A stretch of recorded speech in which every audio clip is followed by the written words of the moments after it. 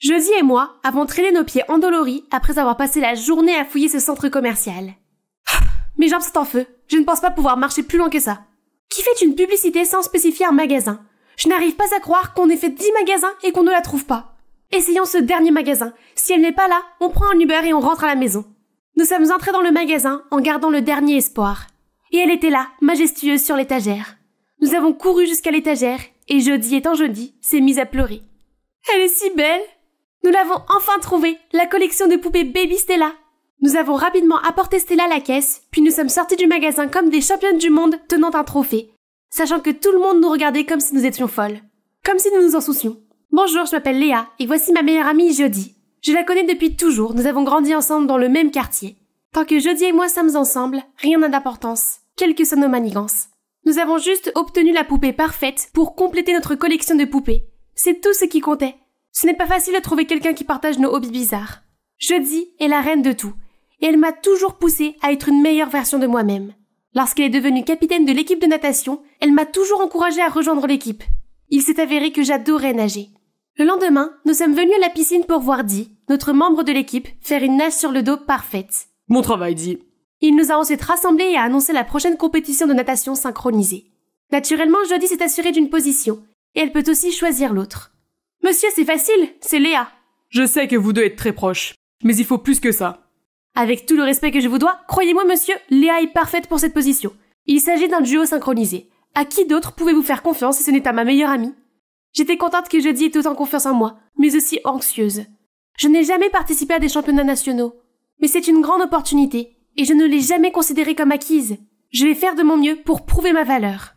Au lieu de rejoindre la famille de Jody pour un voyage au ski, je suis restée pour m'entraîner à la piscine de la ville pendant l'été. Un jour, alors que je me reposais, j'ai soudain senti de l'eau m'éclabousser, puis j'ai vu le plus beau garçon du monde.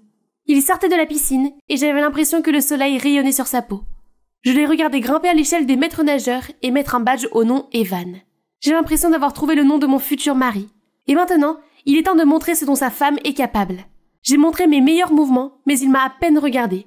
Alors j'ai su ce qu'il me restait à faire. Au secours, je me noie! À ce moment-là, Evan s'est précipité dans la piscine et m'a sauvée comme un chevalier courageux. Tu m'as sauvée! Waouh, tu es si fort! Et tu es vraiment jolie. Et puis il m'a fait un clin d'œil. Oh, je crois que je me suis encore noyée dans ses yeux. Depuis ce jour, j'ai commencé à aller à la piscine tous les jours. Evan me faisait toujours un signe de la main, mais c'était tout. Il n'a plus jamais fait un geste pour s'approcher de moi. Je ne pouvais pas faire semblant de me noyer tous les jours, alors je me suis contentée des signes de la main. Jody est enfin rentré de vacances. Alors dis-moi tout sur le mystérieux maître nageur. Il était tellement beau, mais je ne suis pas sûre de lui. Il ne m'a pas encore demandé mon numéro.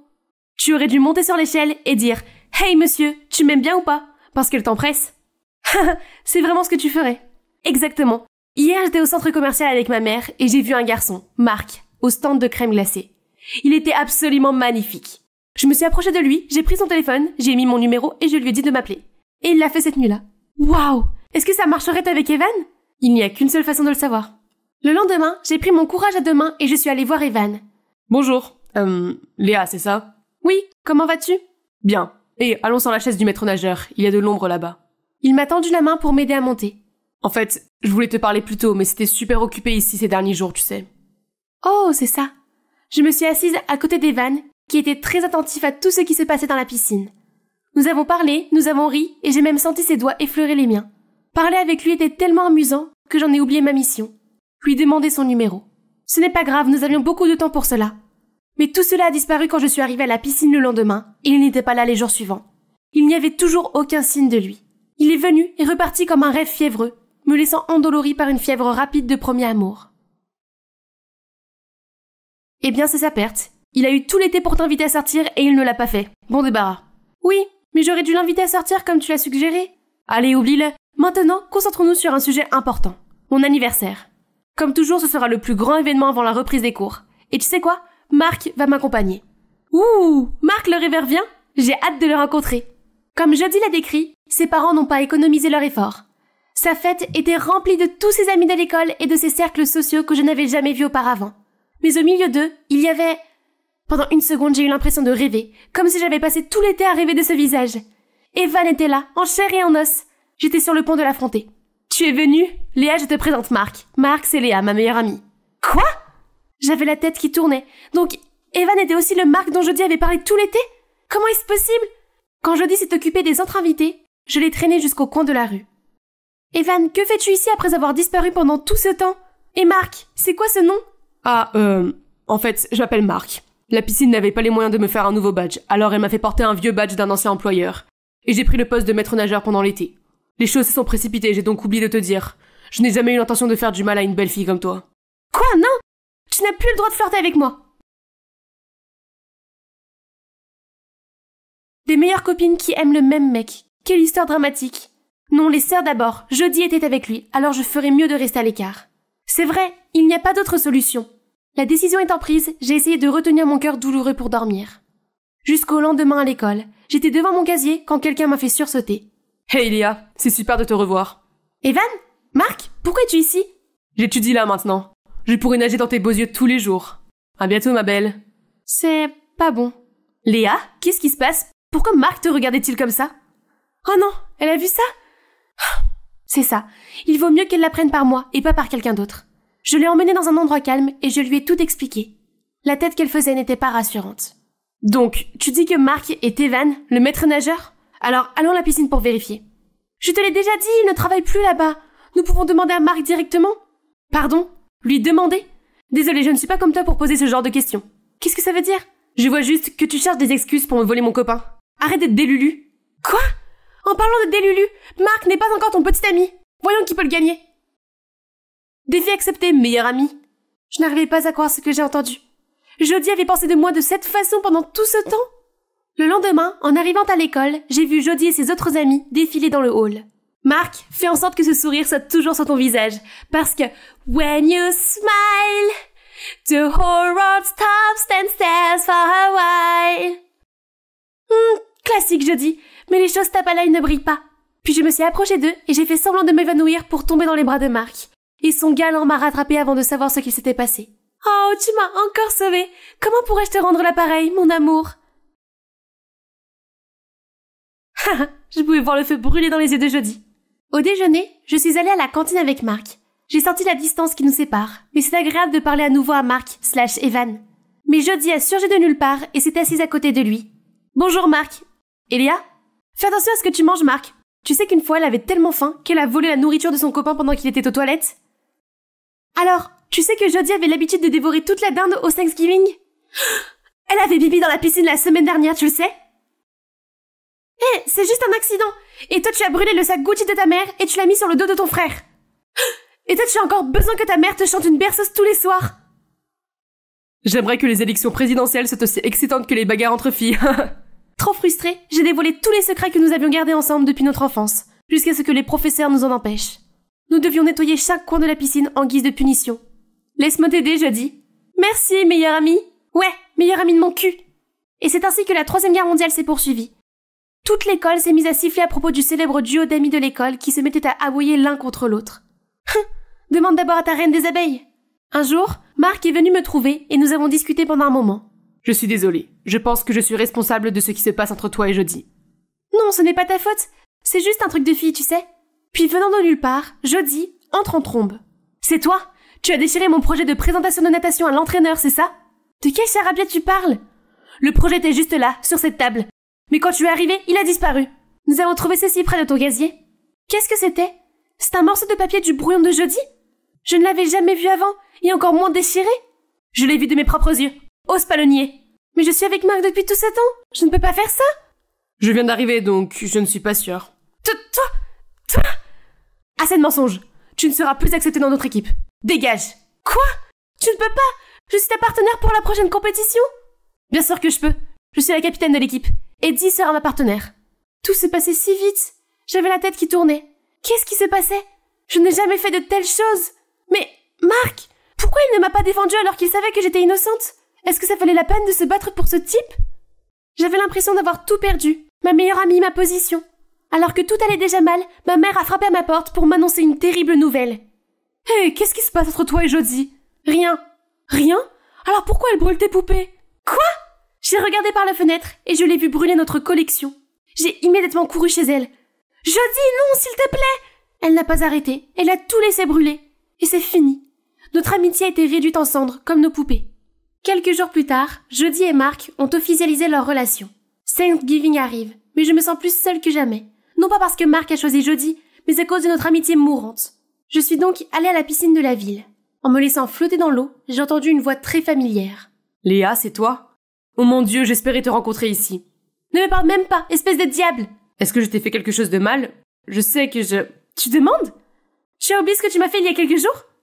Mais j'étais encore en Suisse jusqu'à hier. Il s'avère qu'il est allé dans une école militaire en Suisse et qu'il n'est rentré chez lui que pendant les vacances. Et Mark était en fait le jumeau d'Evan.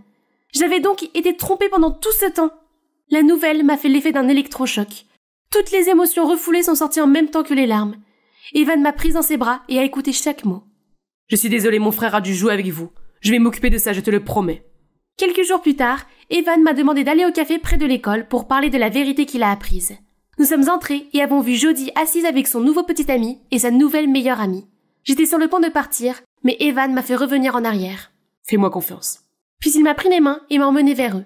En voyant Evan, Jodie n'a pas pu cacher son choc. « Hein? Tu ressembles à mon petit ami ?»« Oui, je suis son frère jumeau. N'est-ce pas dit ?»« Tu la connais aussi ?»« C'est notre sœur, enfin, une demi-sœur. Nous avons des noms de famille différents. » Puis Evan a tout raconté. Mais vous savez ce qui était nouveau? Et voilà ta présentation, Jodie. C'est ma sœur qui l'a cachée, pas Léa. Je t'ai donné l'occasion de dire la vérité, mais tu l'as refusée. Je suis déçue, dis. Mais pourquoi me blâmer? Parce que ça a toujours été toi. Jodie te choisira toujours, juste parce que tu es sa meilleure amie. Ce n'est pas juste. Je suis aussi une bonne nageuse, tu sais. Lors de la fête d'anniversaire de Jodie, elle a entendu Mark parler avec moi. C'est alors qu'une idée lui est venue. Elle a demandé à Mark de l'aider à provoquer une rupture entre moi et Jodie, afin qu'elle me remplace pour devenir la partenaire de Jodie dans la compétition. Alors, tu as ruiné notre amitié pour ça? Puis Jodie est sortie en courant de la cafétéria. Je me sentais bien d'avoir été justifiée, mais cela me faisait mal que notre amitié ait été brisée si facilement. Les jours suivants n'allaient pas mieux. Jodie appelait sans arrêt pour s'excuser, mais je n'étais pas prête à l'écouter. Un jour, j'ai entendu Jodie et Mark parler. Je me suis excusée pour tout. Ma sœur voulait une place dans l'équipe, alors j'ai voulu l'aider. Mais j'ai pensé qu'en faisant ça, je pourrais savoir ce que tu ressens s'il y a quelqu'un d'autre comme moi, parce que depuis le début, je suis déjà tombée amoureux de toi. Je ne sais plus ce qui est réel ou non, Mark. Mais je ne peux pas te pardonner, du moins maintenant. Je suis désolée, mais ce qui s'est passé entre nous est terminé. Pour Jodie aussi, les choses se sont gâtées. Le lendemain, j'ai ouvert la porte et j'ai vu Evan, Mark et Dee. Nous nous excusons pour ce qui s'est passé. Nous n'avons pas bien réfléchi avant de faire ça. J'ai laissé la jalousie prendre le dessus. Je suis désolée que les choses aient mal tourné entre toi et Jodie. Inutile de s'énerver cette fois. Au moins, tout a été réglé d'une certaine manière. Je suis vraiment désolée pour ma famille désordonnée. S'il te plaît, j'ai entendu assez de désolé ces jours-ci. Et alors, j'aurais dû le faire il y a longtemps. Tu veux qu'on aille manger une glace ensemble un jour? J'ai cru que tu ne le demanderais jamais. Et Léa, j'ai décidé de quitter l'équipe. Je ne peux pas être là après tout ça. Mais, qu'en est-il de Jodie? J'ai couru jusqu'au gymnase de l'école, sachant que le chaos régnait déjà. Regarde le désordre que tu as créé. Comment es-tu censé participer à la compétition sans partenaire? Je suis désolée, Quand l'entraîneur est parti, elle s'est jetée à l'eau et s'est laissée envahir. Je l'ai donc rejointe. Hey, je peux être ta partenaire? Léa? Non, je ne le mérite pas. J'ai été stupide, j'ai brûlé nos poupées. Et j'ai gâché notre amitié. Oui, tu as été très stupide. Et tu m'as fait du mal. Mais ce n'est pas grave, je suis là parce que tu as besoin de moi. Et quoi qu'il arrive, je serai toujours là quand tu auras besoin de moi. Je suis vraiment désolée. Ce n'est pas grave. Nous apprenons toutes les deux à être calmes avant de dire quoi que ce soit de regrettable. Et maintenant, gagnons cette chose. Oui, avec toi à mes côtés, je peux toujours gagner. Hey, ich bin Lydia. Es mag so aussehen, als ob dieser zauberhafte Wald echt ist, aber es ist noch besser. Er ist VR. Und du stehst vor seiner Schöpferin. Das ist die Natur in ihrer perfektesten Form, unverschmutzt, ein Zuhause für viele Wildtiere. Das sind in Wirklichkeit die Avatare meiner Freunde. Einer von ihnen ist Layla, meine beste Freundin, meine einzige Freundin im echten Leben. Früher hielten mich alle Kinder für einen Freak. Doch dann lernte ich Layla kennen, die auch eine Naturliebhaberin war und in meiner Nachbarschaft wohnte. Ich wusste sofort, dass sie und ich die besten Freundinnen sein würden. Wir liebten all die gleichen verrückten Dinge wie eingelegten Knoblauch und den Anbau von Paprika, um Pfefferspray herzustellen. Wir waren praktisch unzertrennlich und mit Layla an meiner Seite war es mir egal, was die anderen Kinder sagten. Aber meine Welt wurde plötzlich auf den Kopf gestellt, als Layla die Highschool abschloss und für das College ausziehen musste. Der Abschied erfüllte mich mit Traurigkeit und Angst. Layla war meine einzige Freundin und ohne sie würde ich mich verloren fühlen. Also kam sie auf die Idee, mir mit Hilfe von VR Gesellschaft zu leisten. Ich wusste nicht, dass dies mein Leben komplett verändern würde. VR eröffnete mir eine ganz neue Welt und ermöglichte es mir, das Land meiner Träume zu erschaffen. Einen Ort, an dem Layla und ich abhängen und die Natur so erkunden konnten, wie wir es früher getan hatten. Schon bald beherrschte ich die VR und entwickelte mich zu einer großartigen Spielerin in diesem Spiel. Schon bald war mein Leben mehr virtuell als real. Plötzlich war alles schwarz. Ich nahm das VR-Headset ab und Mama und Papa standen vor der Tür. Warum bist du noch hier? Heute ist ein normaler Schultag, verdammt. Du bist schon seit deinem ersten Schuljahr in dieses Spiel vertieft, jetzt reicht's. Weißt du was, wir waren zu nachsichtig mit dir. Du musst am Ende des Schuljahres auf ein College gehen oder wir schmeißen dich aus diesem Haus raus. Wie soll ich dann VR spielen? Ihr wisst doch, dass das mein Leben ist. Nicht mein Problem. Du bist 18. Es wird Zeit, dass du erwachsen wirst und dich der Realität stellst. Mama! Da stimme ich deinem Vater zu und jetzt beeil dich und geh zur Schule. Später wandte ich mich an Layla und bat sie um Hilfe. Warum bewirbst du dich nicht an meinem College? Das scheint eine gute Idee zu sein. Dann kann ich dich mal wieder persönlich sehen. Richtig? Ich wäre außerhalb der Reichweite meiner Eltern und es ist einfach, dort aufgenommen zu werden. Sie brauchen nur mein Highschool-Zeugnis. Ganz einfach. Du hast es erfasst. Melde mich an. Monate vergingen und endlich war der Tag der College-Aufnahme. Mann, ist das voll hier. Wo finde ich nur den Schulgarten? Ah, da ist er. Aber wo ist Layla? Hier saß nur ein Junge, der ein Buch las. Er strahlte förmlich in der Sonne. Plötzlich schaute er auf und unsere Blicke trafen sich. Oh, das war so peinlich. Lydia, oh mein Gott, ich bin so froh, dass du hier bist. Endlich sehen wir uns nach 2 Jahren wieder. Layla, ich hab dich auch vermisst. Oh, du siehst anders aus. Das Mädchen, das vor mir stand, war von Kopf bis Fuß aufgetakelt. Woran lag das? Ach, weißt du, ich habe meinen Stil gefunden, seit ich hier bin. Keine Sorge, ich werde dir auch bei deinem Stil helfen. Aber ich mag meinen Stil. Wie auch immer, weißt du eigentlich, was dein Hauptfach ist? Oh, ich habe mich noch nicht entschieden. Beeil dich lieber, unsere Schule hat eine Regel. Du musst dich innerhalb der ersten Woche für ein Hauptfach entscheiden. Aber das ist nicht schlimm. Geh einfach in meine Abteilung, das Gewächshaus. Ich bin jetzt die Klassensprecherin. Dann führte mich Layla in die Infrastruktur ihrer Abteilung. Und ich war absolut beeindruckt. Sie war mit modernen Experimenten und Technologien und exotischen Pflanzen ausgestattet. In diesem Moment stürmte eine Gruppe von Studenten an mir vorbei und scharte sich um Layla. Sie stellte sie als ihre neuen Freunde vor, aber die musterten mich nur von Kopf bis Fuß und ignorierten mich dann schlichtweg. Unhöflich. Wie auch immer, ich brauche sowieso etwas Zeit für mich allein. Ich setzte das Headset auf und machte ein paar Boxmanöver, stieß aber aus Versehen etwas in der Realität um. Layla, warum trägt deine Freundin dieses VR-Ding und macht unsere Sachen kaputt? Wage es nicht, mir zu sagen, dass sie aus der VR kommt. Nein, sie nutzt VR nur, weil sie soziale Ängste hat. Ich werde mit ihr reden. Lydia, hör zu, wenn du Gewächshauswirtin werden willst, musst du die VR ein bisschen weglassen. Du kannst das Headset nicht auf dem Campus herumtragen, okay? Ich nickte verwirrt mit dem Kopf. Spielt sie nicht auch die ganze Zeit mit mir VR? Als ich mich dann in meinem Zimmer einrichtete, fand ich ein Mädchen, das mit ihrem Hoverboard mein Lieblingsspiel VR-Motorradrennen spielte. Sie ist gut, aber ich bin der Boss in diesem Spiel. Ich stieg sofort in das Rennen ein und überholte sie schnell. Aber Mann, dieses Mädchen war so stark, dass wir am Ende gleichzeitig die Ziellinie erreichten. Wow, das war der Wahnsinn!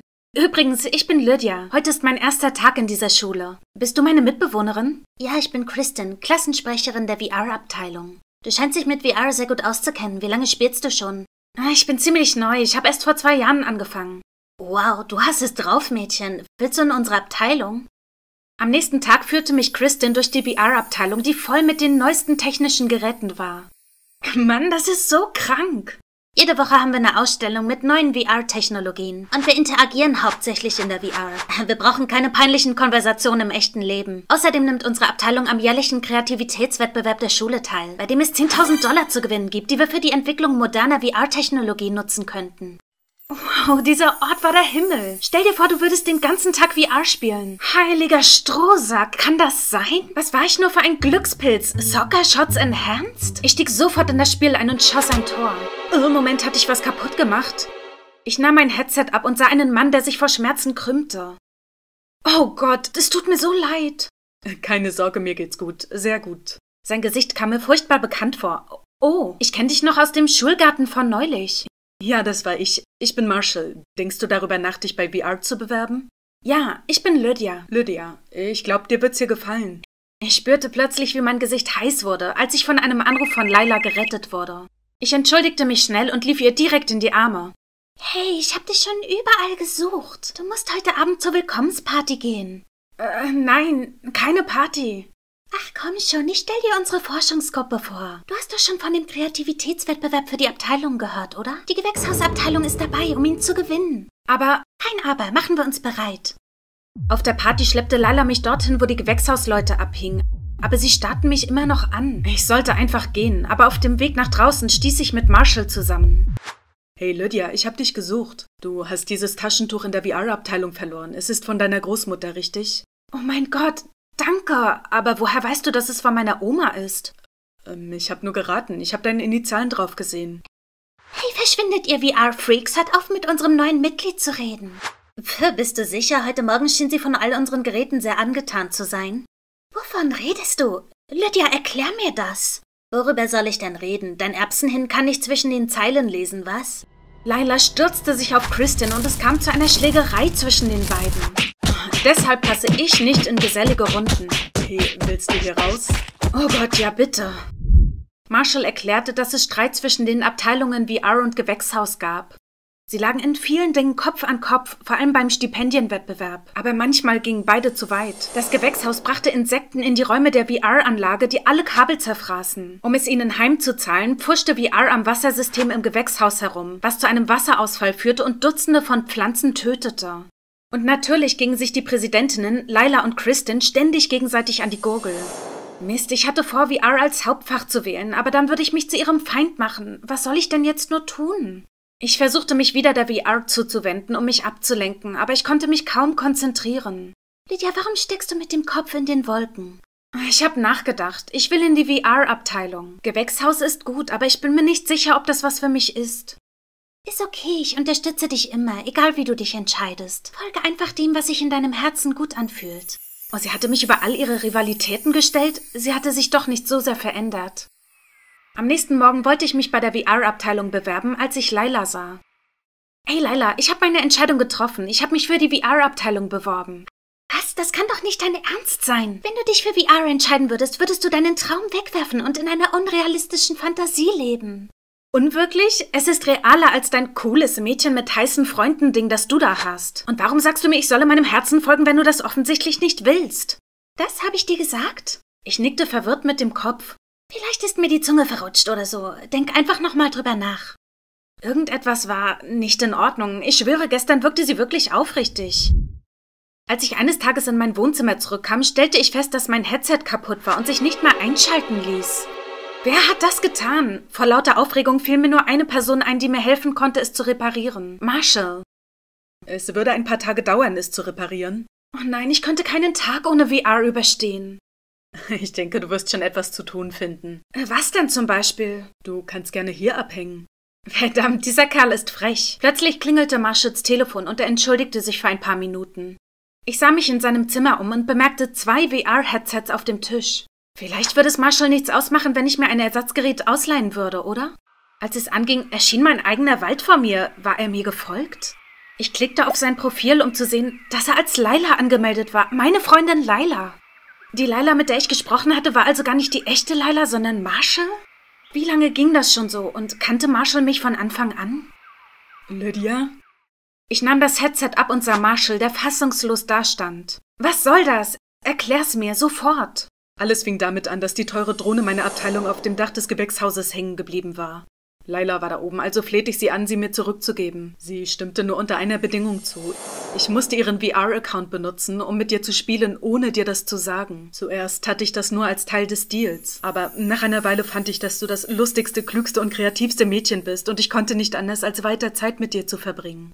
Du willst mir sagen, dass ich das ganze Jahr über mit einer Person geredet habe, von der ich dachte, sie sei meine beste Freundin? Aber in Wirklichkeit war es nur ein x-beliebiger Typ und du hast die Frechheit, mich weiterhin anzulügen? Marshall, gib mir mein VR und hör auf, Lydia zu belästigen, sonst erfährt sie es. Das hat sie schon. Lydia, ich kann es erklären. War es wegen der dummen Rivalität zwischen Gewächshaus und VR? Was ist so wichtig, dass du deine beste Freundin anlügen musstest? Du hast dich verändert, Laila. Und ich glaube, du bist nicht mehr meine Freundin. Ich stürmte davon und kämpfte gegen die Tränen an. Ich konnte die beiden nicht länger ansehen. Als ich zu meinem Wohnheim zurückkam, war Kristin schon da. Ich fragte sie nach meinem VR-Headset. Ich habe diese Laila vorhin in unserem Zimmer gesehen. Sie muss es gemacht haben. Das war ein schlechter Zug, Laila, aber ich war zu genervt von ihr, um sauer zu sein. Die Gewächshausabteilung könnte wieder versuchen, uns zu sabotieren. Jetzt ist Krieg. Ich werde alle versammeln, damit wir einen Gegenangriff planen können. Wie auch immer, diese Rivalitätssache ist sowieso lächerlich.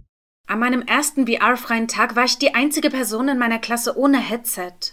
Sogar die Professoren unterhielten sich über VR. Ich konnte nur da sitzen und die Leute anstarren, was mich an die einsamen Tage erinnerte, bevor Layla in mein Leben getreten ist. Das wiederholte sich die nächsten Tage immer wieder, bis mein Körper eines Tages anfing zu schwitzen und mein Kopf summte, so als ob er voller Bienen wäre.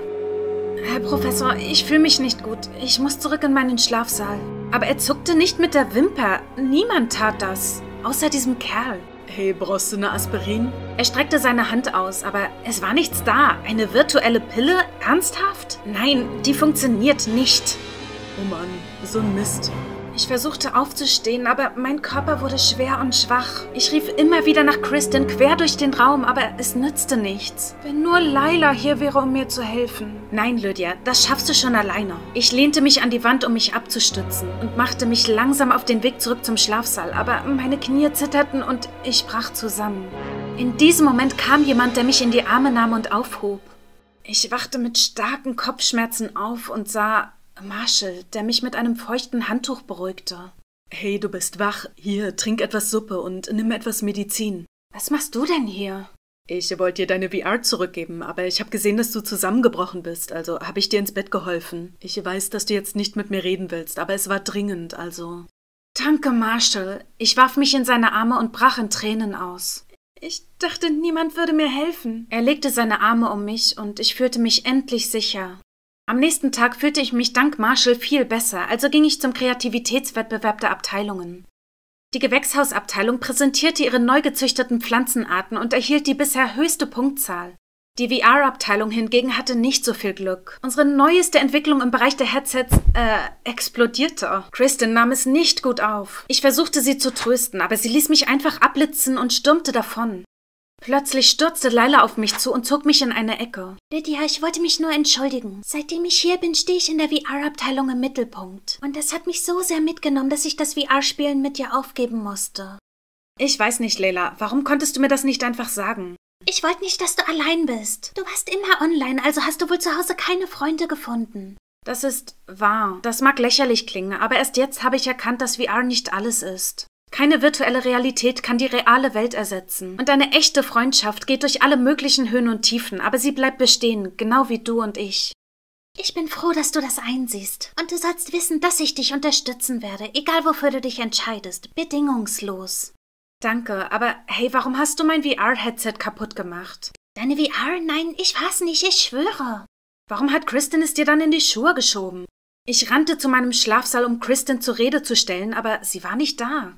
Und sie kam den Rest der Nacht nicht mehr zurück. Als ich am nächsten Tag in den Unterricht kam, setzte ich mein Headset auf und wurde vom Rest der Abteilung als Lügnerin und Verräterin beschimpft. Irgendwie wurden Bilder von mir und Layla, als wir gestern miteinander gesprochen hatten, überall in der virtuellen Welt verbreitet.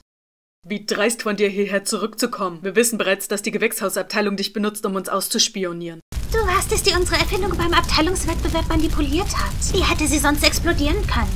Sie fingen an zu buhen und umzingelten mich, also rannte ich um mein Leben, bis eine Hand nach meiner griff. Du könntest auch in Wirklichkeit rennen, weißt du? Ja, wenigstens bin ich nicht die Einzige, die virtuell rennt. Wir erreichten den Eingang des Gebäudes, gerade als die Gewächshausstudenten, die Kristen zu uns zerrten und die VR-Schüler uns einholten. Layla, was ist hier los?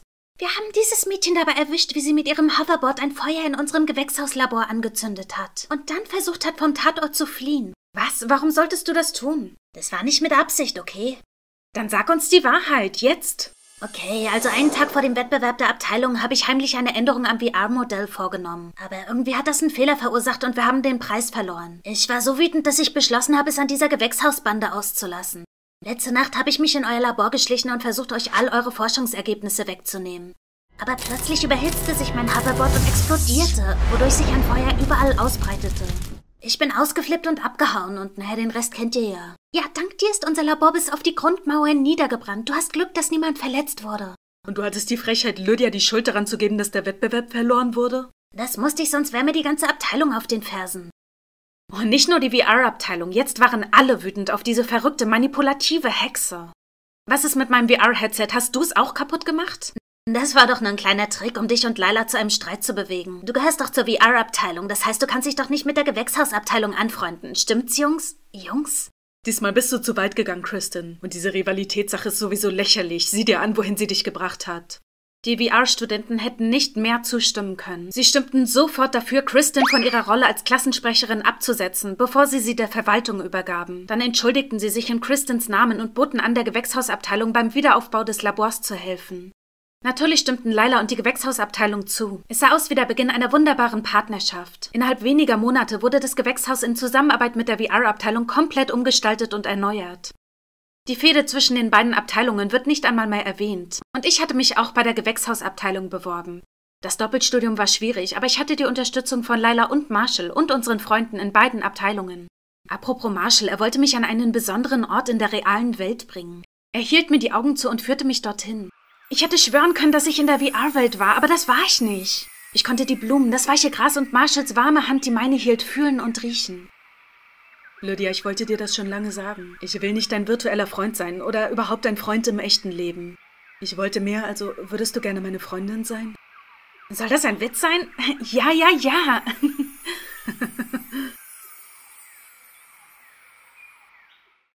C'était la finale. Mon équipe, les Bulldogs, était au coude à coude avec notre adversaire, les Knights. Declan m'a passé le ballon et j'ai sprinté vers le but, dépassant tous les joueurs des Knights. Soudain, un type m'a coupé la route et m'a plaqué au sol. J'ai réussi à me libérer, à m'élancer vers le but et à marquer un touchdown triomphal. Nous étions en train de célébrer quand j'ai vu le joueur qui m'avait plaqué, Cody, en train de parler à l'arbitre et de me montrer du doigt. Moi? Soudain, l'arbitre siffle. C'est une fille, je peux le dire quand je l'ai plaquée. C'est une fille, et alors? Pourquoi une fille joue-t-elle dans une équipe de football de garçons? Elle n'est pas inscrite correctement. Mais c'est la meilleure joueuse qui a marqué plus de points que n'importe qui dans l'équipe des Knights, le but de la victoire inclus. Malgré Declan et mes coéquipiers qui m'ont défendu, l'arbitre a annoncé que le score était injuste et a donné la victoire aux Knights. Ça va, Riley? On a fait un bon match et une bonne saison parce que tu es là, pas vrai? Oui, ça va les gars. Ce joueur, Cody, tu t'es fait un ennemi pour la vie. Bonjour, je suis Riley, un garçon manqué jusqu'au bout des ongles. Je préfère me salir sur le terrain de football plutôt que de me préoccuper du maquillage et des garçons. Ironiquement, Nola, la fille la plus féminine que vous connaissiez, est ma meilleure amie depuis l'enfance, et aussi la seule copine avec laquelle je traîne. Mais même là, il arrive que l'énergie féminine de Nola devienne incontrôlable. Comme aujourd'hui, quand elle pleurait pour un garçon avec qui elle avait une relation compliquée. On était ensemble depuis un moment, quand je l'ai vu voir une autre fille aujourd'hui. Oui, ça arrive. On s'est regardé dans les yeux et il m'a totalement ignoré. Quel con! Riley, tu dois m'aider à me venger de lui. Quoi? Non, je ne veux pas être mêlée à tout ce drame toxique. Demande à quelqu'un d'autre. Ce type est tellement charmant que toutes les filles tomberont amoureuses de lui. Mais toi, Riley, tu es la seule à être immunisée contre le charme de Cody. Attends, Cody Nelson, le footballeur? Oui, je t'ai déjà parlé de lui. Zut, j'aurais dû écouter les histoires de garçons de Nola avant. Mais peu importe. C'est vrai, ce que Cody t'a fait est absolument scandaleux. Il faut lui donner une leçon. Et pour toi, Nola, je te couvre. Ok, le plan est de ruiner son image devant les autres filles et de le faire tomber amoureux de toi en même temps. Et ensuite, nous le larguerons tout de suite, brisant son petit cœur. Mais il faut qu'on te refasse une beauté, car il n'a Dieu que pour les filles féminines. Nola appelle alors Halsey, une maquilleuse de l'école. Oui, on ne peut pas séduire un homme avec ça. Je parie que beaucoup de filles tombent amoureuses de toi à la place. Nola et Halsey m'ont ensuite entraînée dans un magasin. Dès que j'ai vu les rayons remplis de robes, mon premier réflexe a été de courir. J'ai dû essayer des dizaines de robes, et Halsey m'a appris à marcher comme une dame. Elles m'ont même parlé de la révérence. Qui fait encore la révérence? Puis Halsey m'a appris à danser le slow, que j'ai rapidement maîtrisé. Mais elle n'avait pas l'air impressionnée. Halsey m'a soudain pris par la taille et a pris les devants. Je suivais ses pas quand... Mon Dieu, elles sont si mignonnes! Hihi! Il n'y a que les filles qui se comprennent. Quoi? Est-ce qu'on a l'air d'un couple pour eux? Reste cool, Riley, c'est juste une revanche. Le plan de Nola a intérêt à en valoir la peine. Le lendemain, j'ai apporté mon maquillage de princesse à l'école, prête pour Cody quand... Hey, tu m'as l'air familière, je t'ai déjà rencontré? Oh mince, c'est lui. Est-ce qu'il m'a reconnu depuis le match? Je sais, j'ai dû te voir dans mes rêves. Ouf, fausse alerte. Cody m'a demandé mon numéro et nous avons commencé à sortir ensemble. Pendant les rendez-vous, j'étais si nerveuse sans Halsey et Nola. Ok Riley, agis correctement. Tu n'es pas dans ton habitat naturel. Mon Dieu, tu as l'air d'une vraie princesse. Une autre fois, j'ai eu l'eau à la bouche en voyant le hamburger. Mais malgré la faim, j'ai essayé de garder mon calme et j'ai commandé une salade à la place. Oh, seulement une salade? Tu manges comme un petit oiseau. C'est épuisant d'être une fille. Mais après tous ces rendez-vous avec moi, Cody n'a rien annoncé d'officiel entre nous. Est-ce que c'est son instinct naturel de flirter avec les filles? Le plan de Nola ne fonctionne manifestement pas. Je dois prendre les choses en main.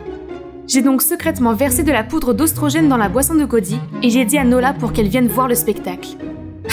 Regardez la façon dont il smash la balle. Voyons s'il peut encore être le prince charmant. Plus tard, il s'est heurté à un autre joueur et tombé au sol en gémissant de douleur comme un bébé. J'étais satisfaite pour aujourd'hui. Soudain, je vois Declan s'approcher et s'asseoir juste à côté de moi. Oh non! Mon pote ne peut pas me voir dans cette situation embarrassante. C'est alors qu'un ballon de basket se précipite sur moi. Grâce à ses réflexes rapides, Declan attrape le ballon de sa main libre. Tu vas bien? Oui, grâce à cet ami-là. Qu'est-ce qu'une jolie fille comme toi fait à un événement sportif comme celui-ci? Merci d'avoir sauvé ma petite amie. Je peux m'en occuper à partir d'ici. Dieu merci, tu vas bien, Riley. Oh, il est si gentil, si doux et si mignon. Quoi? Arrêtez de dire qu'il est doux et mignon. Il n'est pas ce genre d'homme. Tu as raison. C'est un homme viril. Nous sommes vraiment désolés, Cody. Ce n'est pas ce que nous voulions dire. Wow, je ne savais pas qu'une si petite fille comme toi avait une si grande voix. Je suis si heureux de t'avoir à mes côtés. Riley, veux-tu venir avec moi au carnaval de la collecte de fonds? Je ferai une annonce à tout le monde là-bas. Attendez, ce type était-il sérieux? Quand je suis rentrée à la maison ce soir-là, j'ai vu Declan qui attendait dehors. Je l'ai regardé, puis j'ai baissé les yeux sur ma tenue et je suis revenue vers lui paniquée. Alors c'était vraiment toi là-bas. Alors, tu m'avais vraiment reconnue. Pourquoi tu n'as rien dit là-bas? Je n'ai pas voulu te mettre dans l'embarras, car tu agis comme si tu ne me connaissais pas.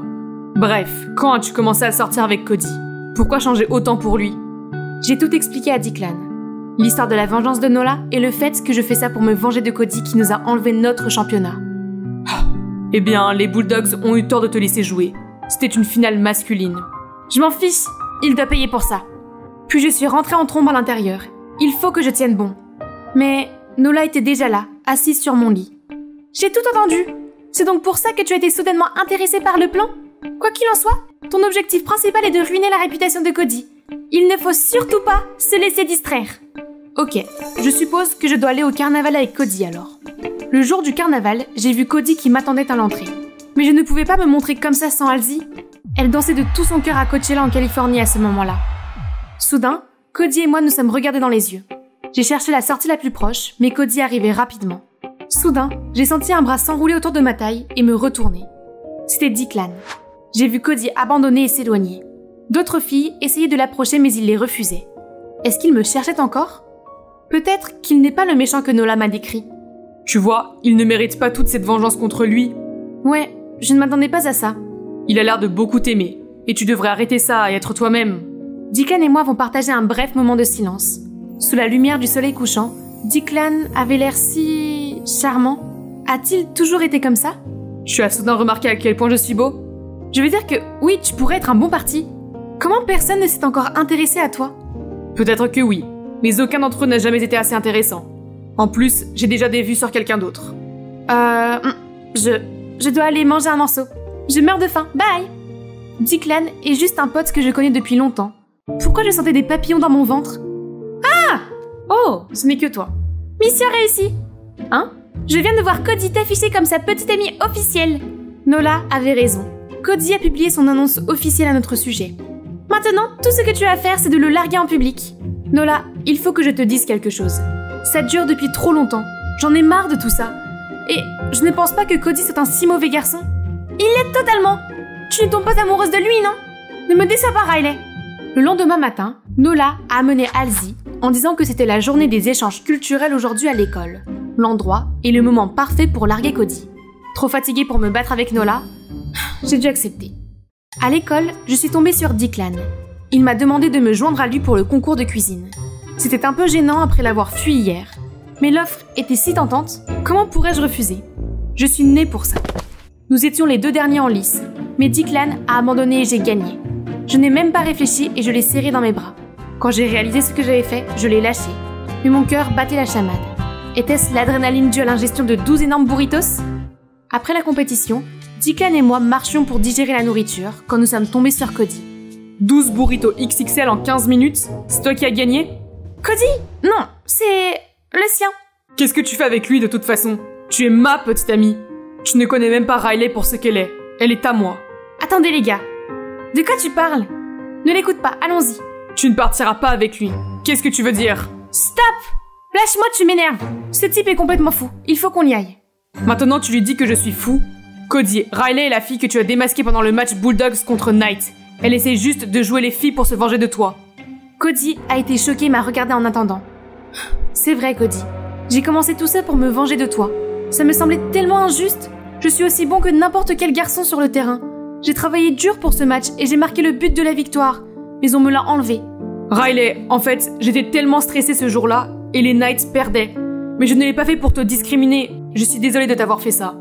J'ai été surprise par ses excuses. C'était tellement sincère et honnête. Haha, c'est dommage. De quoi?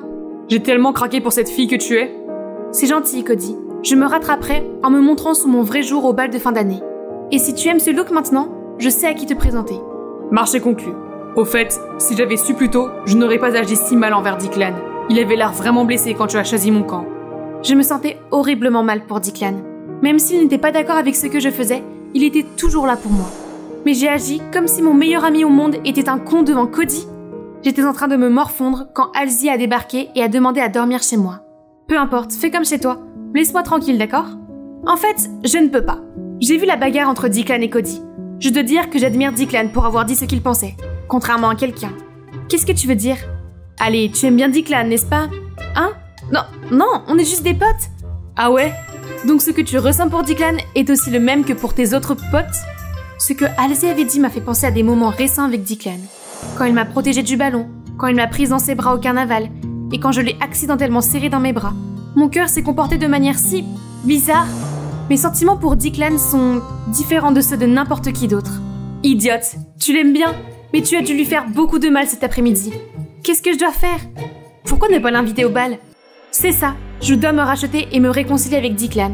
Mais je ne peux toujours pas lui faire face et lui parler. Le lendemain matin, j'ai donc préparé une lettre à envoyer à Declan. Je lui disais que j'avais des sentiments pour lui et que je voulais l'emmener au bal de fin d'année. C'est alors que Nola est entrée en trombe. Pourquoi tu n'as pas largué ce type comme prévu? Je lui ai expliqué que Cody était un bon garçon et j'ai insisté pour qu'elle aille au bal de fin d'année et que j'avais une surprise pour elle. J'ai aussi dit que j'avais des sentiments pour Declan et que j'allais lui envoyer cette lettre. Le visage de Nola s'est illuminé et elle a suggéré qu'elle m'aide à remettre la lettre en main propre, juste au cas où Declan serait encore fâché contre moi. Mais les jours ont passé et je n'ai pas eu de nouvelles de Declan. Peut-être qu'il était vraiment en colère contre moi et qu'il ne voulait pas répondre à ma lettre. J'ai vraiment été horrible avec lui. Halsey est venue et m'a suggéré que nous allions plutôt au bal de fin d'année ensemble. Cela m'a vraiment remonté le moral et j'ai accepté d'y aller avec elle. Elle m'a refait une beauté, mais cette fois-ci, c'était plus naturel. Je me sentais plus moi-même. Halsey et moi sommes arrivés au bal et j'ai été confuse et déçue de voir Declan se présenter avec Nola. Aucun des deux ne m'avait dit qu'ils allaient ensemble. C'est alors que Cody est apparu.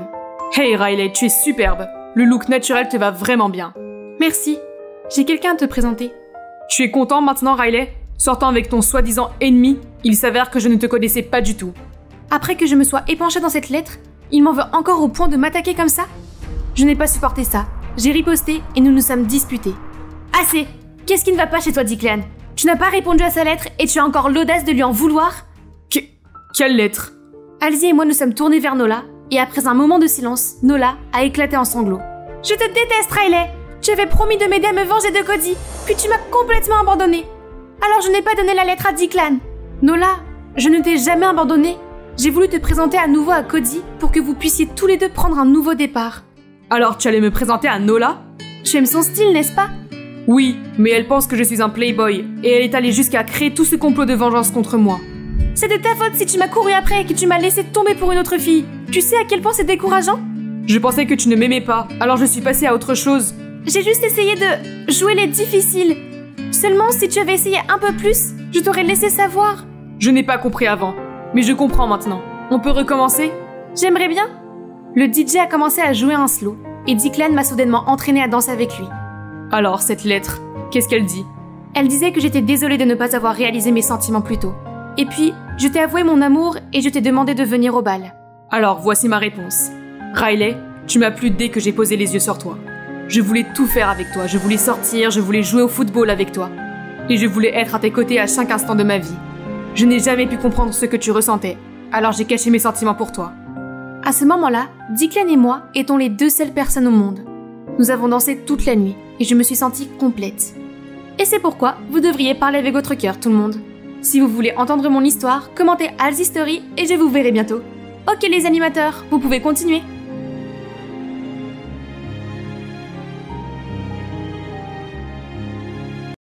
Bonjour, ici Ashley, une superstar en devenir. Du moins je l'étais, jusqu'à ce que l'accident se produise et que je me retrouve avec cette cicatrice. À l'approche d'une audition importante, Callum, mon petit ami manager, m'a persuadé de demander à ma sœur jumelle Bridget de poser sur scène en mon nom. Elle s'est chargée des aspects les plus brillants de ma vie, tandis que je restais dans l'ombre et que j'enregistrais en studio avec David, mon grincheux mais talentueux producteur de musique. Ce n'était censé durer que le temps que ma cicatrice guérisse. Mais le médecin m'a annoncé une nouvelle dévastatrice. La cicatrice était là pour rester. Bouleversée, je suis allée chercher du soutien chez Callum, et je l'ai vu avec Bridget. Ils se penchaient pour s'embrasser. Je n'aurais pas cru que ma sœur et mon petit ami me feraient ça. Alors avec la rage qui tourbillait en moi, j'ai ouvert la porte d'un coup de pied de karaté et j'ai fait irruption à l'intérieur pour confronter les serpents de connivence. « Comment tu pues ? Mon petit ami est ma propre sœur !»« C'est ton petit ami ? Je ne savais pas, je suis désolée !»« Non, tu n'as rien fait de mal. Je suis tombé amoureux d'elle en premier, Ashley. Tu ne peux pas m'en vouloir. C'est une superstar sans faille. Tu comprends parce que tu as été comme elle. Au moins jusqu'à ce que tu t'effondres. »« J'ai été renversée par une voiture, espèce de sac à merde !» Mais ça n'avait aucune importance pour lui. C'est là que j'ai compris. Callum ne m'a jamais aimé. Je n'étais qu'un outil pour lui. Tu ne peux pas lui faire confiance, Bridget. Ce n'est qu'une question de temps avant qu'il ne décide que tu ne lui sers plus à rien et qu'il te laisse tomber. Comme il est en train de le faire avec moi. Et je vais m'assurer que le monde entier sache à quel point c'est un salaud. Callum s'est soudainement élancé vers moi et m'a traîné agressivement hors de la maison. Tu crois que tu peux me menacer avec ta grande gueule ? Qui va te croire, hein ? Tu n'es que l'ombre de Bridget. Une version pathétique et imparfaite d'elle. Alors va te faire voir. Tu ne t'en sortiras jamais avec ça. Attends de voir. Quelques jours plus tard, je n'avais toujours pas digéré ces paroles cruelles. Mais je devais faire quelque chose pour reprendre ce qui m'appartenait. J'ai donc passé des heures à maquiller ma cicatrice, puis je me suis présentée à un événement auquel je devais assister. Je me suis présentée à l'entrée avec assurance. Wow, bien essayé, Ashley. Mais la cicatrice te trahit. Essaye Kylo Ren la prochaine fois. Ça a piqué. Désespérée, je me suis mise à marcher et mes pieds m'ont inconsciemment conduite jusqu'au studio. J'ai allumé les lumières et j'ai passé mes précédents disques. Étonnamment, mon chant s'était amélioré l'un après l'autre. J'ai donc augmenté le volume des chansons et j'ai chanté et dansé avec elles. J'étais en train de faire quelques mouvements de danse quand j'ai soudain entendu des applaudissements. Je ne savais pas que tu avais le groove. En y réfléchissant, je ne t'ai jamais vue aussi heureuse. Tu n'as aucune idée de ce que j'ai vécu. Je me suis sentie en sécurité avec lui, et avant de pouvoir m'arrêter, j'ai dit tout haut ce qui s'était passé. Il a insisté pour m'emmener dans un endroit sympa, pour me remonter le moral. Il s'avère que l'endroit sapin de David est cette foire japonaise super cool. Nous avons partagé une énorme barbe à papa arc-en-ciel, allumé des cierges magiques et dessiné des notes de musique dans l'air. Puis en passant devant un stand de masques aux couleurs fantastiques, je me suis arrêtée net et je les ai regardés fixement. Hé, j'ai une idée! Je devrais commencer une nouvelle carrière de chanteuse en portant un masque cool. Je veux dire que ce n'est pas l'idée la plus originale puisque Sia et Marshmello l'ont déjà fait, mais... Je pourrais cacher mon visage et Callum ne s'apercevrait même pas pour m'arrêter. C'est vraiment une bonne idée. Celui-là te va bien. La vache, alerte rouge. Tu es en train de tomber amoureuse de ce charmant, beau et talentueux producteur de musique. C'est moi qui paye au passage. Considère que c'est un porte-bonheur, d'accord ? C'est sûr, je suis tombée en extase et j'ai été motivée pour créer une chaîne YouTube immédiatement, avec moi chantant avec mon masque et j'ai utilisé Vixie comme nom de scène. Au début, je ne faisais que reprendre les chansons d'autres artistes, mais au fur et à mesure que ma confiance et mon public grandissaient, j'ai commencé à chanter les chansons que David m'avait aidé à écrire. Les internautes ont vite remarqué les similitudes entre ma voix et les pré-enregistrements de Bridget. Ce sont toutes les deux les miennes, mais la différence, c'est que l'une utilise une tonne d'autotune et l'autre, non. Puis, une à une, j'ai sorti d'autres chansons, et en l'espace de quelques mois, ma chaîne a atteint plus d'1 million d'abonnés. Pour la première fois de ma vie, les gens me voyaient pour mes talents musicaux et non pour mon apparence. Pour les remercier, David et moi avons passé des semaines en studio à composer une chanson spéciale intitulée Distelbloom, les chardons fleurissent, qui sortira le jour de la Saint-Valentin. Un jour, David a été invité au Grand Gala, un grand événement réunissant les stars les plus en vue, et il m'a emmené avec lui. La fête a commencé sur les chapeaux de roue et tout le monde a parlé de ma musique avec beaucoup d'enthousiasme. Je dansais seule pendant que David parlait affaires avec un producteur de musique. Mais soudain, Bridget est apparue et a essayé de me parler. « Pixie, salut! J'adore ton look! Je l'ai ignoré et je me suis apprêtée à partir quand, soudain, j'ai eu une sensation de démangeaison dans la gorge et j'ai senti mon visage commencer à gonfler. J'ai regardé vers le bas et j'ai sursauté en voyant des noix de pécan à l'intérieur de mon muffin. Oh non, je suis allergique aux noix de pécan.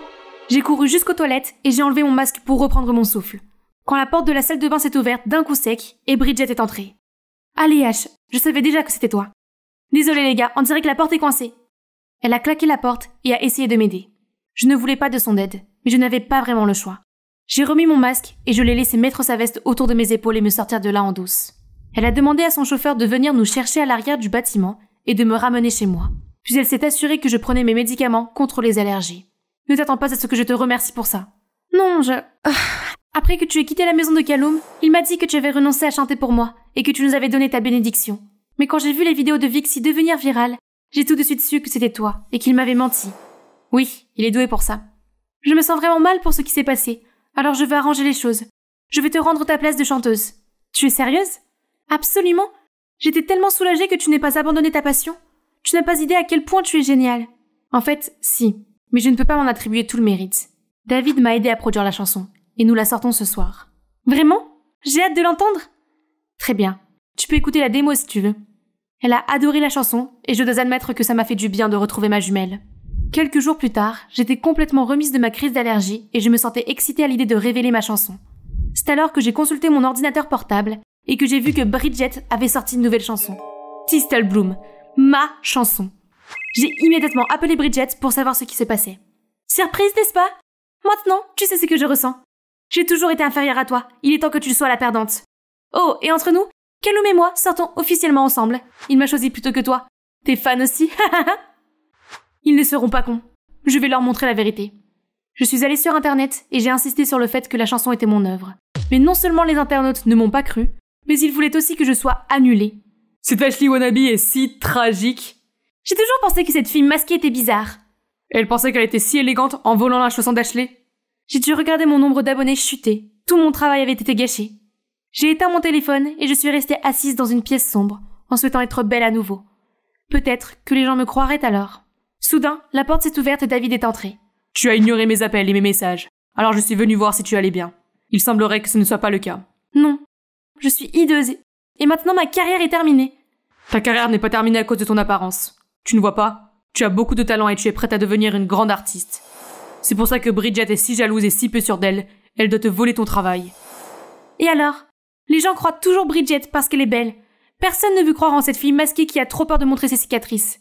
Écoute, je ne peux pas entendre la plupart des mots que tu viens de dire. Mais tout ce que je sais, c'est que tu ne peux pas laisser un petit contretemps comme celui-ci t'empêcher de faire ce que tu aimes. Il a ensuite retiré quelque chose de ses oreilles. Attends, c'était des prothèses auditives? Mon audition a commencé à se détériorer quand j'avais 15 ans. Quand j'ai dit à tout le monde que je voulais travailler dans l'industrie de la musique, tout le monde a pensé que j'étais délirant. Mais 5 ans plus tard, regarde-moi maintenant.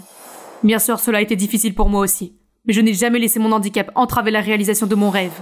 Tu l'as vraiment fait? Désolé, qu'est-ce que tu dis? Oh, c'est en fait très logique. Si David pouvait surmonter cela et continuer à composer et à produire de la musique extraordinaire, alors je pouvais surmonter mes problèmes d'image corporelle et devenir une vraie chanteuse à part entière, et sous mon nom.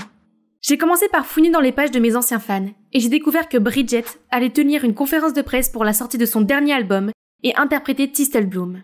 J'ai mis au point un plan pour arriver avant elle, ce qui implique que David crève le pneu de sa voiture et que Bridget et son équipe soient coincés dans les embouteillages. Sur la scène de la conférence de presse, je tremblais comme pas possible. Mais dès que j'ai entendu le public scander mon nom, j'ai su que je pouvais le faire. Je suis montée sur scène, et alors que le public était trop stupéfait pour réagir, j'ai rapidement commencé à jouer une version acoustique de Thistle Bloom. Et la foule est devenue silencieuse. Je pouvais le voir dans leurs yeux.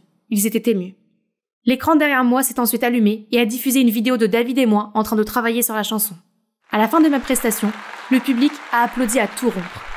J'étais submergée par la joie, mais un journaliste s'est soudain levé et a demandé « Vous êtes la chanteuse masquée Vixie.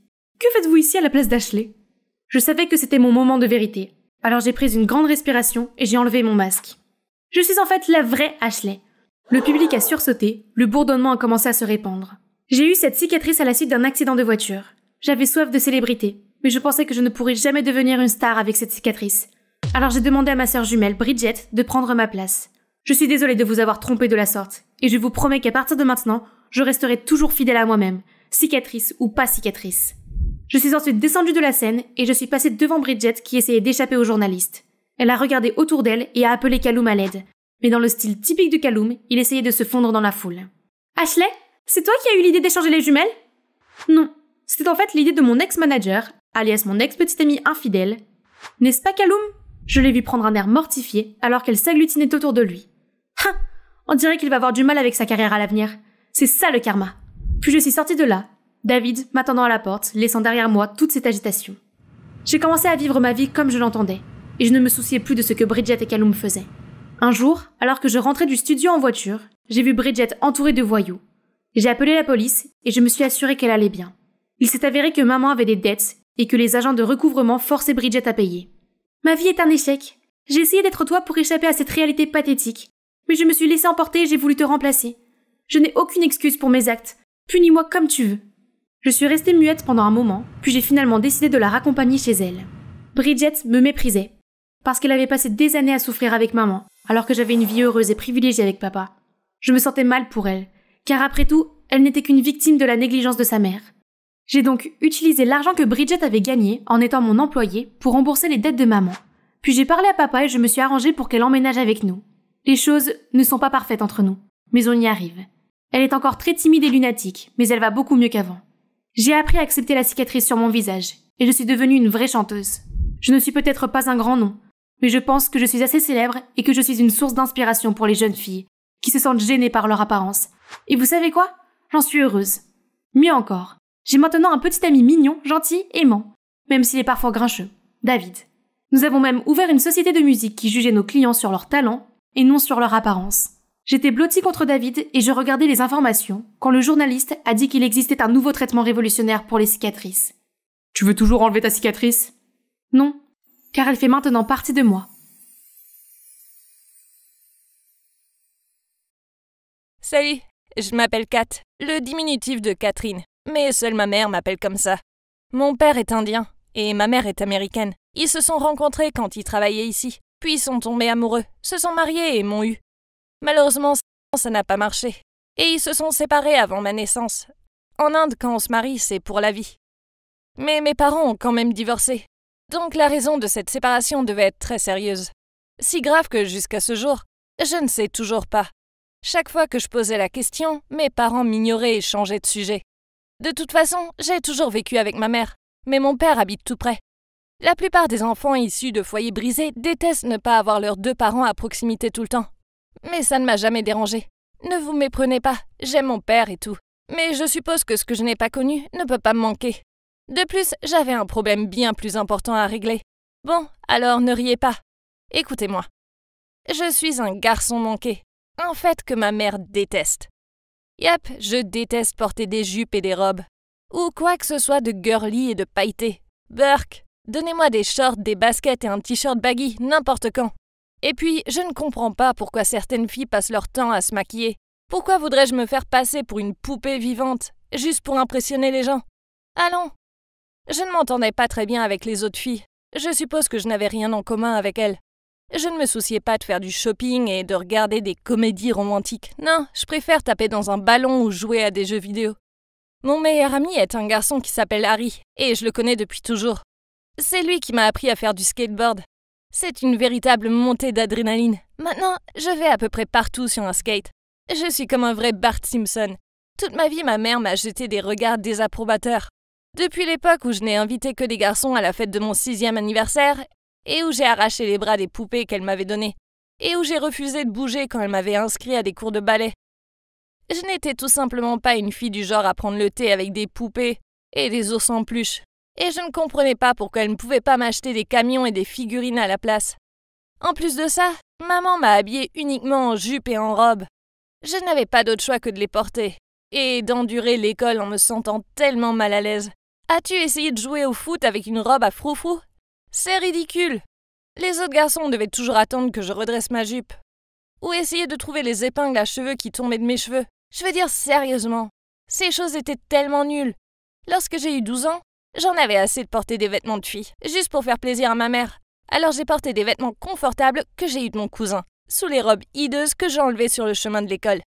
J'en avais aussi tellement marre de mes cheveux longs et ennuyeux qu'un jour, je me suis faufilée chez le coiffeur après l'école et je me suis fait couper les cheveux. Un soir, je me reposais sur le canapé quand ma mère a pointé mes cheveux et m'a dit d'une voix horrifiée « Catherine, qu'est-ce que tu t'es fait ?»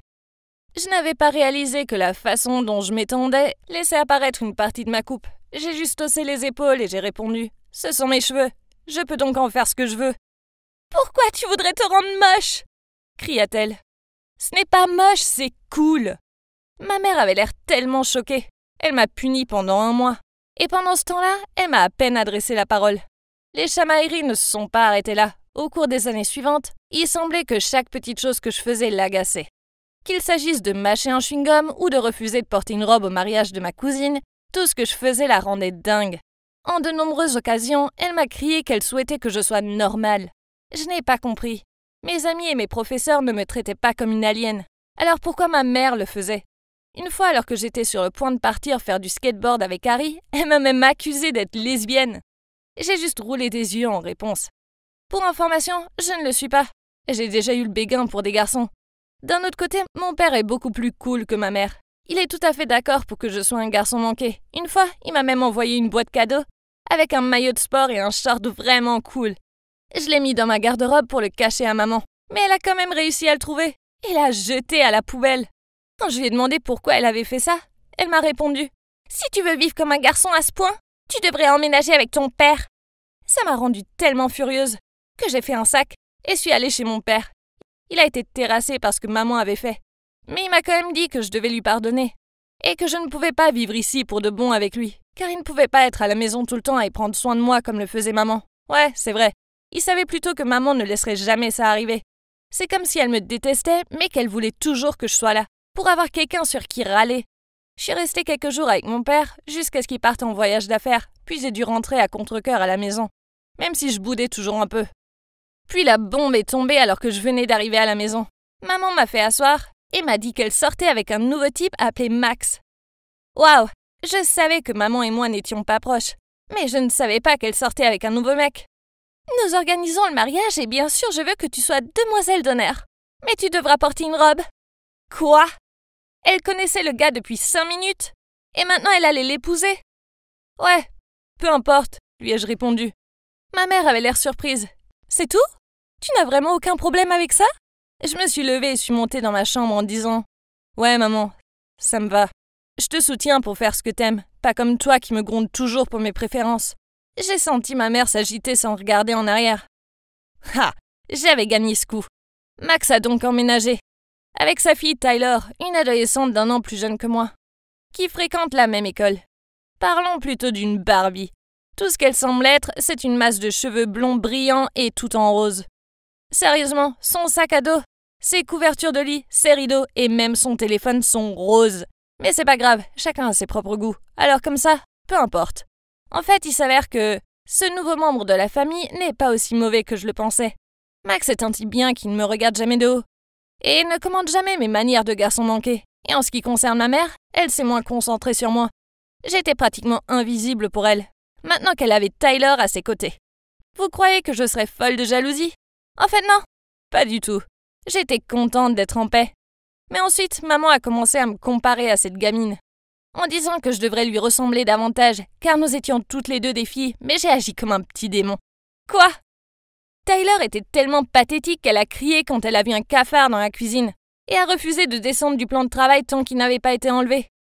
Ne me poussez pas à vous raconter comment elle a agi, comme si elle ne pouvait pas atteindre les étagères du haut de la bibliothèque de l'école, pour qu'un garçon vienne l'aider. Ah, c'est dégoûtant. Puis les choses se sont envenimées lorsque Tyler est entré dans ma chambre, pour me demander de descendre pour le dîner. Bon, je mettais probablement ma musique trop fort pour l'entendre frapper à ma porte. Mais quand même, elle n'était pas la bienvenue ici. Alors elle a jeté un coup d'œil rapide dans ma chambre. D'accord, je suis pas vraiment la personne la plus organisée, mais je sais exactement où sont les choses. Je lui ai demandé « Qu'est-ce que tu regardes comme ça ?»« Rien » a-t-elle bluffé. « Eh, pourquoi n'irions-nous pas au centre commercial demain? Allons acheter quelque chose de mignon. J'ai besoin de nouveaux vêtements. Et on dirait que tu pourrais aussi avoir besoin d'aide. » Je vais bien, merci. Les jupons ne sont pas vraiment mon style. Je suis pas du genre à faire beaucoup d'efforts, lui ai-je dit en souriant. Oh, s'il te plaît, tu aimerais être comme moi. Regarde-toi, tu as le sens de la mode d'un garçon de 5 ans. C'est si enfantin. Qui porte encore des pantalons cargo? C'est mieux que d'être un vilain petit canard flamboyant qui se cache derrière des millions de couches de paillettes roses et de fond de teint. Au moins, ce vilain petit canard deviendra bientôt un cygne. Mais toi, tu dois rester un moins que rien pour toujours. Pas étonnant que ta maman te déteste. Je la regardais avec haine. Qui était-elle pour me juger dans ma propre maison? J'avais besoin de donner une leçon à cette gamine. Je me suis précipitée vers elle et lui ai tiré les cheveux en arrière. Elle m'a crié d'arrêter. À ce moment-là, ma mère est apparue et m'a crié dessus. « Catherine, arrête ça tout de suite! Tu dois grandir !» Moi, j'ai répondu en criant. « Elle vient de me dire que tu ne m'aimes pas. Eh bien, elle marque un point. Personne ne pourrait aimer quelqu'un qui agit comme ça. Regarde-toi dans le miroir. Tyler a seulement dit ce que nous pensons tous. Tu as déjà 17 ans pour l'amour de Dieu. Grandis un peu et laisse-moi tranquille. » Que disait maman? Elle prenait le parti d'une fille quelconque, qui venait juste d'emménager au lieu de sa propre fille? Génial. Il est inutile de se battre avec ces crétins à l'esprit étroit. J'ai lâché Tyler et je les ai poussés, elle et maman, hors de ma chambre, en leur criant dessus « Bien, vous deux allez vivre heureuses dans votre faux monde rose de filles. » Puis j'ai claqué la porte dans leur face de débiles. J'en ai eu vraiment assez d'eux. J'en ai eu vraiment assez de tout. Hey, c'est Kat, encore. J'espère que vous ne vous ennuyez pas de moi. Ça m'étonnerait. Bref, voici un récapitulatif de la dernière partie de mon histoire jusqu'ici. Dans le dernier épisode, j'ai avoué mes sentiments à mon amoureux Garrett. Mais il m'a rejetée. Parce que je n'étais pas assez féminine pour lui. Pour ne rien arranger, il a dit qu'il aimait bien Tyler et qu'il voulait que je les aide à se mettre ensemble. Je n'arrivais pas à y croire. J'étais tellement furieuse que je me suis disputée avec ma mère. Puis je suis allée chez mon père. Et c'est là que mon père m'a demandé de l'aider pour se remettre avec maman. J'ai sauté sur l'occasion et j'ai immédiatement mis en œuvre mon plan de réhabilitation des relations familiales. Mais soudain, Max m'a dit qu'il voulait me dire quelque chose d'important. Alors, ok, il m'a conduit au jardin. Je l'ai suivi et je me suis demandé de quoi il voulait me parler. Savait-il que je voulais les séparer, lui et ma mère? Est-ce qu'il allait me gronder pour ça? Pas question. Dès que nous nous sommes assis, je lui ai demandé « Qu'est-ce qui se passe ?» Il a juste souri. « Je voulais discuter avec toi pour qu'on se comprenne mieux. » Je lui ai lancé un regard douteux. Pourquoi s'est-il soudainement intéressé à moi? C'était vraiment gênant. Puis Max a dit « Kat, je sais que tu veux que tes parents se remettent ensemble. » Il a hésité un peu puis a poursuivi. « Je n'ose pas dire que je suis meilleure que ton père, mais tu sais, nous sommes tous issus de familles brisées.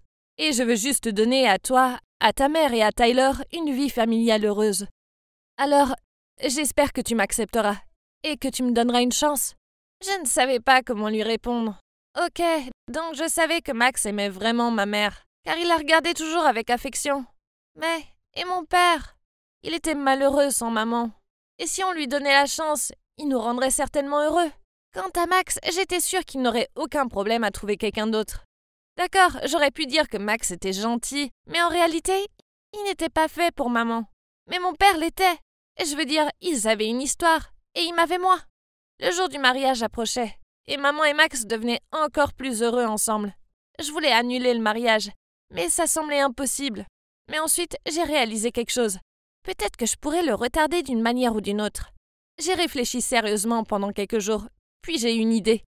Je ferais semblant de me casser une jambe. Si je ne pouvais pas venir au mariage, ma mère devait le reporter, n'est-ce pas? Ah mon Dieu! J'étais absolument un génie. J'ai immédiatement envoyé un message à Harry et lui ai parlé de ma brillante idée pour mon plan remettre papa avec maman. Naturellement, il m'a répondu que j'étais folle, mais il a accepté de m'aider.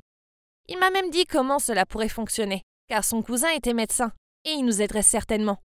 Génial!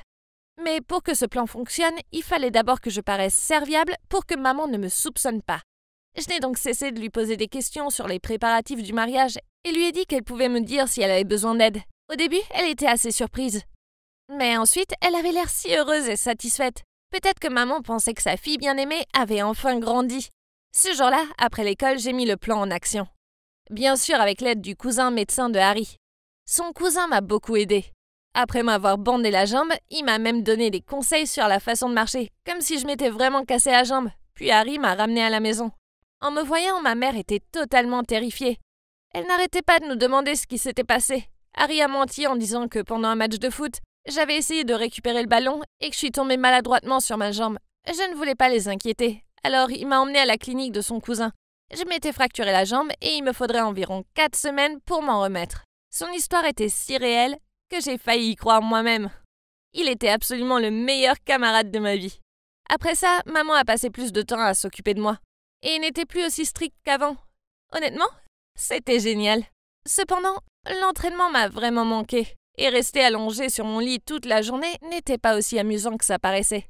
Ma chambre était au 2e étage. Donc ma mère m'apportait toujours de la nourriture pour que je n'ai pas besoin de descendre. Un jour, après le déjeuner, je m'ennuyais tellement que j'ai décidé d'aller à mon bureau pour prendre mon ordinateur portable et mettre un peu de musique. Pendant que je me tenais debout et me balançais au rythme, ma mère est entrée, une assiette de fruits à la main. J'ai été très surprise, mais je me suis immédiatement appuyée sur le bureau et j'ai dit « Aïe !» Elle s'est précipitée pour m'aider et m'a demandé ce que je faisais. De ma voix la plus pitoyable, j'ai dit « Maman, je voulais m'entraîner à marcher pour ton plus grand jour, mais ma jambe me fait tellement mal. Et je ne suis pas sûre de pouvoir gérer le mariage. » Elle a caressé mes cheveux et m'a dit « Ce n'est pas grave, chérie. Arrive à t'accompagner au mariage et t'aider. » Je me suis appuyée sur elle et j'ai pleuré. Je ne peux pas le faire. Tu vois, Tyler ressemblera à une princesse et moi, à une momie égyptienne. J'aimerais qu'il y ait un moyen de retarder un peu le mariage. Ma voix était plus petite et mes yeux se remplissaient de fausses larmes. Oh mon Dieu, oublie le foot. Je devrais rejoindre le club de théâtre. Le lendemain, elle est venue dans ma chambre avec Max. Et elle m'a dit qu'ils avaient une grande nouvelle. On ne peut pas envisager de se marier sans ta présence. Alors on a décidé de repousser le mariage jusqu'à ce que ta jambe aille mieux. Oh mon Dieu, je suis un génie. Mais j'ai essayé de ne pas paraître trop emballée. Dès qu'ils ont quitté ma chambre, j'ai envoyé un message à papa pour lui annoncer la nouvelle. Puis je lui ai dit que je lui avais donné plus de temps, mais qu'il avait besoin d'améliorer son jeu. Ensuite, papa venait me voir tout le temps, en prétextant qu'il vérifiait que j'allais bien. Mais le problème, c'est que Max était toujours là. Alors papa ne pouvait pas passer de temps en privé avec maman. Je lance alors la prochaine étape de mon plan. J'ai dit à ma mère que je voulais descendre dans la chambre de Tyler, car sa chambre était au rez-de-chaussée, et je pourrais alors me promener dans la maison et prendre l'air. Elle a accepté que Tyler et moi changions de chambre, mais je l'ai encore suppliée. Pas question. Tyler m'a volé mon béguin, et maintenant elle va vivre dans ma chambre? C'est trop, rien qu'à le penser. Pourquoi tu ne dis pas à Max et Tyler de déménager pour un moment? Au moins jusqu'à ce que ma jambe aille mieux. Chaque fois que je vois Tyler courir et danser autour, ça m'énerve. Elle est tellement insensible. Maman avait l'air troublée, mais elle a essayé de rester calme et m'a persuadée d'échanger ma chambre avec Tyler, jusqu'à ce que ma jambe aille mieux. À ce moment-là, Max est entré, et il s'est avéré qu'il avait entendu notre conversation. Il s'est tourné vers elle et lui a dit « Marie, je pense que Tyler et moi devrions aller chez mes parents pendant un moment. Puis, quand Kat sera guérie, nous pourrons revenir. » Les yeux de maman se sont remplis de larmes, et je me suis sentie un peu mal. Mais quand je l'ai vu l'embrasser sur le dessus de sa tête, je me suis sentie agacée. La place de maman était avec papa, pas avec lui. Cette nuit-là, alors que j'étais allongée sur le lit et que j'envoyais des SMS à Harry, Tyler est entré en furie. J'ai quitté le téléphone des yeux. J'ai souri et j'ai dit « Oh, c'est gentil de ta part de prendre ce temps de faire tes bagages pour me rendre visite. » Elle m'a crié dessus. « Arrête d'être si égoïste et arrête ça! À cause de toi, le mariage a été retardé. Et maintenant, tu nous mets dehors? Flash Info, c'est aussi ma maison, Kat. Le monde ne tourne pas seulement autour de toi. » Je la regardais. Oh mon Dieu! Pourquoi ne pouvait-elle pas se taire et partir? Je lui ai dit « Tu peux rester ici, mais tu dois d'abord rompre avec Garrett. » Elle était furieuse et s'est enfuie sans rien dire. Finalement, Max et Tyler ont déménagé. De plus, Harry m'a dit que Tyler avait rompu avec Garrett. Oh mon Dieu, cette fille faible était si docile. La vie était plutôt géniale, mais j'avais hâte de retirer ce bandage qui me démangeait. Papa est passé par des tas de choses pour s'occuper de moi. Il m'a même apporté des gâteaux aux cerises et des tulipes. Les préférés de ma mère. J'avais l'impression qu'après toutes ces tempêtes, ma famille était enfin réunie. Puis, après 1 mois d'agonie, il était temps que le bandage disparaisse. Bien sûr, je ne pouvais pas aller à la clinique avec ma mère, alors j'ai trouvé une excuse comme quoi j'ai envie de manger sa soupe aux palourdes à mon retour. Ça a marché puisqu'elle a appelé Harry pour qu'il m'accompagne. Quand le bandage a été enlevé, j'ai applaudi. Et Harry s'est moqué de moi. « J'espère que ça en valait la peine, Kat, » a-t-il dit. « Ça en valait totalement. » J'y ai fait un clin d'œil. Je suis arrivée à la maison en m'attendant à ce que maman m'attende avec enthousiasme. Mais elle n'était pas dans la cuisine. J'ai entendu des voix venant de l'étage. Alors j'ai mis mon oreille discrètement contre la porte. et j'ai entendu la voix de maman. « C'est terminé, Satya. Comment peux-tu me supplier de revenir après ce que tu as fait ?» Puis j'ai entendu papa répondre « Je suis vraiment désolée. Tout est de ma faute. Je n'aurais jamais dû te forcer à avorter juste parce que le bébé était une fille. Mais tu connais les pressions d'avoir un fils en Inde. De plus, il y a eu tes complications. Tu avais une seule chance d'avoir un bébé. C'est pourquoi j'ai pensé qu'il serait préférable de tenir bon pour avoir un fils. Mais c'est du passé. J'ai changé maintenant. Je vous aime, toi et notre fille. Et je veux juste prendre soin de vous deux. Oh, je t'en prie. Tu ne soutiens Kat de s'habiller comme un garçon que parce que tu veux qu'elle soit un garçon. S'il te plaît, arrête de nous déranger et laisse-nous tranquilles. » Quoi ? Il s'avère que papa ne m'a jamais vraiment soutenue. Il voulait juste avoir un fils. C'est lui qui ne voulait pas que j'existe dans le monde. Tout ce temps, c'était lui le méchant, pas maman. J'étais dégoûtée. Je me suis effondrée devant la porte et je n'arrivais pas à croire ce que j'entendais. J'avais l'impression que toute ma vie n'était qu'un gros mensonge puant. Bonjour, je m'appelle Adam, j'ai 24 ans et je suis marié à Mathilde, mon amour de lycée. Même si nous n'avons pas encore d'enfants, Mathilde reste à la maison et je travaille. Ça a l'air génial. Non. Vous savez, cette femme qui était autrefois mignonne et aimante, elle est maintenant une maniaque de contrôle complètement grincheuse. Ne vous méprenez pas, je l'aime toujours beaucoup, mais bon, de qui je me moque? Je suis juste le mari soumis qui n'ose jamais s'opposer à elle. Je ne suis plus un homme libre, au contraire. Elle insiste pour que je suive ses règles, et je jure qu'elle en invente la plupart au fur et à mesure. Pas de sortie avec des amis, pas de voyage de plus d'une journée, même s'ils sont liés au travail. Le dîner n'est pas autorisé à l'extérieur, sauf si je l'emmène avec moi. Pas de conversation avec des collègues de travail sur les médias sociaux. Je n'ai même pas le droit de m'endormir avant elle, sinon elle me réveille en me criant dessus. Si j'osais enfreindre ces règles, je devais faire ça aux conséquences. Et croyez-moi, elles ne valaient pas la peine d'y penser. Par exemple, une fois, je suis resté un peu tard au travail et le lendemain, elle m'a préparé des sandwichs moisis. Je n'ai pas remarqué avant d'en avoir pris une grosse bouchée. C'était dégoûtant. Une autre fois, j'ai rendu visite à mes parents après le travail sans elle. Et elle a rendu mes chemises blanches roses. J'ai dû aller au travail en ressemblant à la panthère rose. Et tous les jours, je rentrais du travail pour entendre ces plaintes interminables. Elle pouvait se plaindre des choses les plus ridicules, telles que la flaque d'eau à l'extérieur de notre maison, qui signifie qu'elle ne pouvait pas aller se promener, car elle ne voulait pas abîmer ses chaussures. Et elle avait accidentellement bu du café normal au lieu du déca. Et maintenant, elle avait un mal de tête. Et ça continuait encore et encore. Et puis, c'est une vraie stalkeuse. Ouais, on dirait que tout ce qu'elle fait toute la journée, c'est espionner nos voisins. Sais-tu que le voisin de droite se promène dans son jardin avec une robe de chambre rose et des pantoufles à sa femme?